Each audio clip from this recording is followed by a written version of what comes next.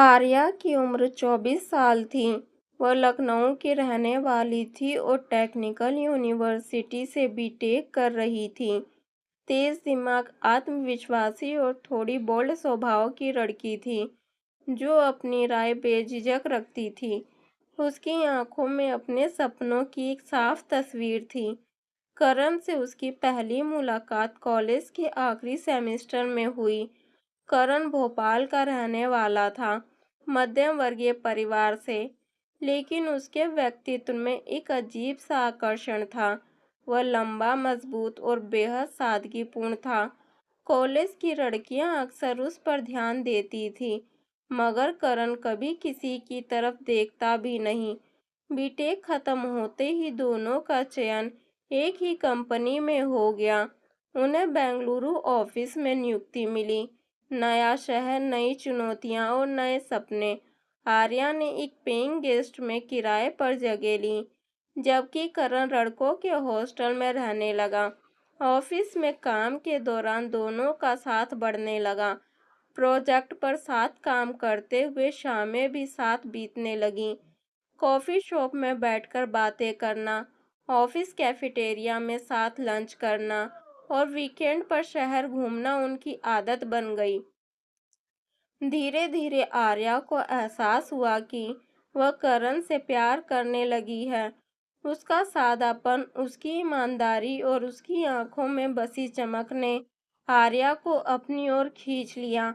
एक दिन हिम्मत करके आर्या ने करण से कहा कि वह उसे सिर्फ दोस्त से ज्यादा समझने लगी है। करण ने कुछ देर चुप रहकर आर्या की आंखों में देखा और बस मुस्कुरा दिया। वह मुस्कान ही आर्या के लिए जवाब बन गई। कुछ महीनों बाद आर्या ने शादी की बात छेड़ी। करण शुरू में हिचकिचाया। उसने कहा कि वह अभी करियर पर ध्यान देना चाहता है, लेकिन आर्या ने हार नहीं मानी। उसने साफ कहा कि वह अपने रिश्ते को नाम देना चाहती है और आखिरकार करण मान गया। शादी दोनों परिवारों की रजामंदी से हुई। कोर्ट मैरिज के बाद दोनों परिवारों ने मिलकर एक भव्य रिसेप्शन रखा। करण के परिवार ने दहेज लेने से सख्ती से इनकार कर दिया, जिससे आर्या को गर्व महसूस हुआ। शादी के बाद दोनों यूरोप घूमने गए। 15 दिन का हनीमून उनकी जिंदगी की सबसे खूबसूरत याद बन गया।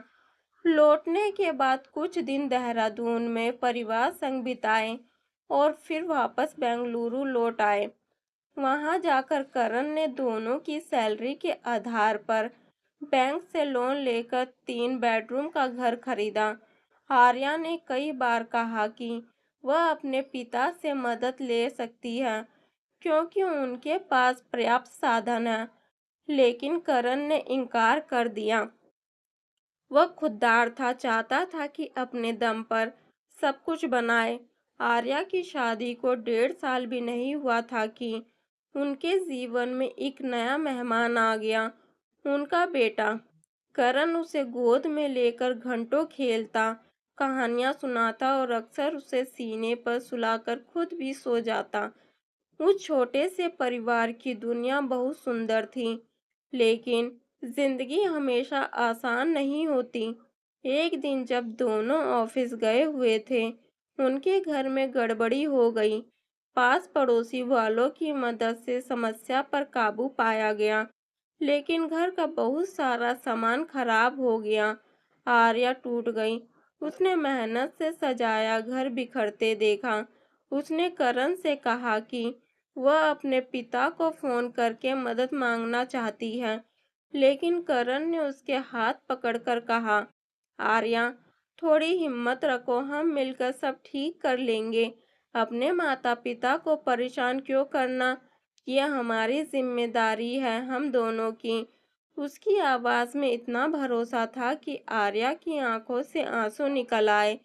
उस पल उसने महसूस किया कि उसका पति सिर्फ उसका साथी नहीं, बल्कि घर का मजबूत सहारा है। करण की मुस्कान और हिम्मत ने आर्या को फिर से खड़ा कर दिया। धीरे धीरे सब ठीक होने लगा। उनका बेटा 5 साल का हो गया। करण की मेहनत रंग लाई और कंपनी ने उसे अमेरिका प्रोजेक्ट पर भेजा। प्रमोशन भी मिला। पूरा परिवार अमेरिका शिफ्ट हो गया। वहां उन्होंने एक शानदार बंगला खरीदा, 2 कारें भी ली, एक करण के लिए और एक आर्या के लिए। अब आर्या घर से काम करती थी। करण के माता पिता भी उनके साथ रहने लगे।